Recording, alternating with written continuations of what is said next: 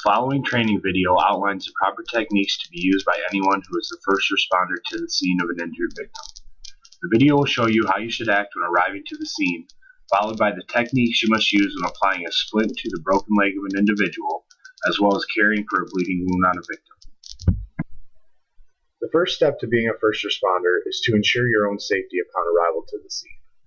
This is done because you need to be safe in order to care for another person.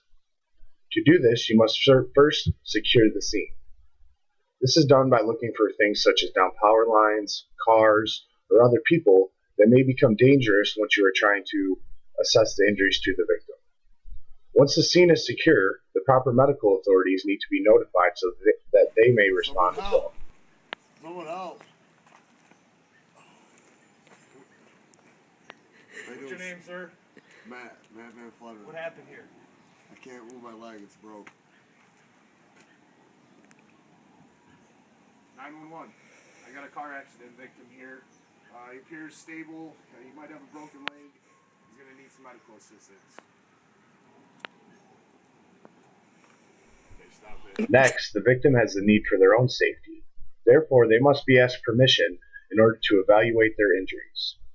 This is done in order to protect not only the victim, but the first responder as well, to protect them from lawsuits or any other type of legal action that may occur. Following their permission, you then check the victim from head to toe. I have permission to perform an evaluation of your injuries. Yes. Yes. I'm going to check you out. Alright, you got a cut on your arm. It's just my leg. I can't move my leg. Oh, okay. Easy. It appears you got a broken leg here, Matt. That's it.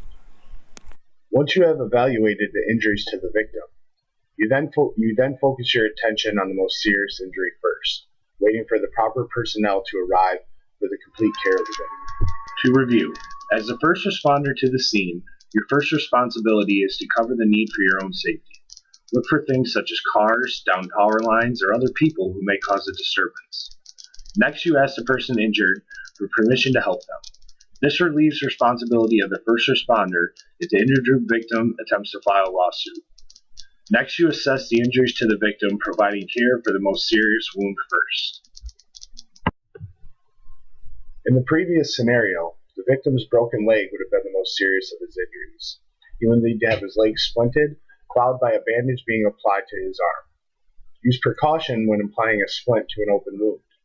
You should wear gloves and protection if possible to avoid any bodily There's fluids. a few steps that you need to take when properly applying a splint to a leg injury, such as Matt's here. What you're going to first need are 2 long pieces of board. You can use things like 2x4s, broomsticks. You can even use the uninjured leg of the victim to wrap both together. You're going to also want to use some longer pieces of cloth like these. This is just a t-shirt that's ripped up. And that's what you're going to use to split the injury to the leg. So what you're going to first need to do is you're going to put one board on the inside of the victim's leg, and you're going to put the other one on the outside. You're going to take your wraps. You got to carefully put them underneath the leg injury, being sure not to further injure the victim.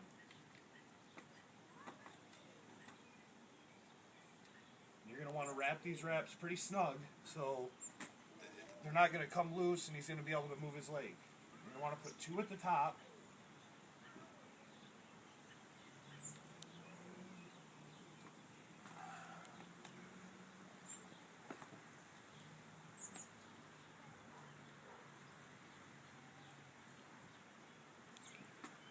And then 2 of them down at the bottom as well.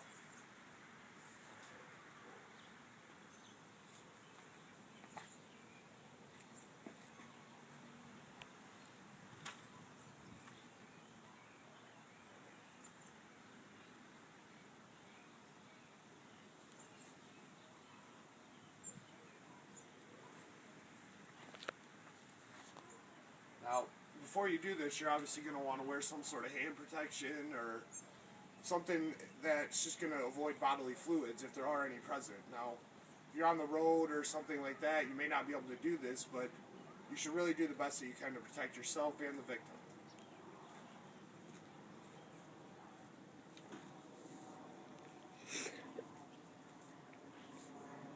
as you can see, once the splint's in place, the leg can now be moved, as it won't be further injured by any more movement.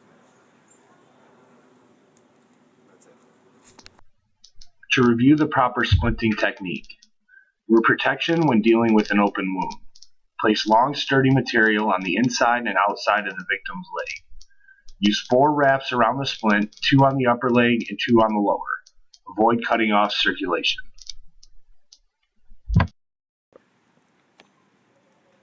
Alright, now when you have a victim with an injury like this one, where he's got a pretty severe cut on his forearm, the bleeding needs to be stopped in order to prevent hemorrhaging from occurring, because if that occurs, he can die. So it's very important to stop bleeding as soon as possible. First step is you want some type of clean cloth, something that you can put right over top of the wound. Now, again, you might not have all this ready available, so you could use things such as your t-shirt, rags, things like this. The important thing really is to get the bleeding stopped. So first step is to apply direct pressure to the wound.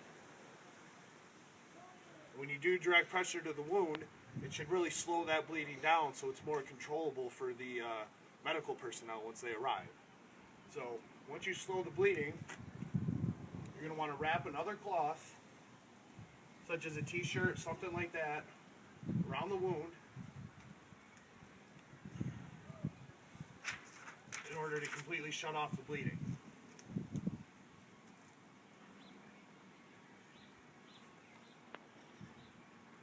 Now, if the bleeding persists, you can take the arm, raise it above the head, which keeps it away from the heart and obstructs the blood path. If bleeding still occurs, you can use a pressure point, such as the one right here on the inside of the arm, where you'll squeeze and prevent any blood from going through the artery. If this still does not work, you can use what's called a tourniquet. This is where you're going to take another piece of cloth, like this one, wrap it around the same pressure point.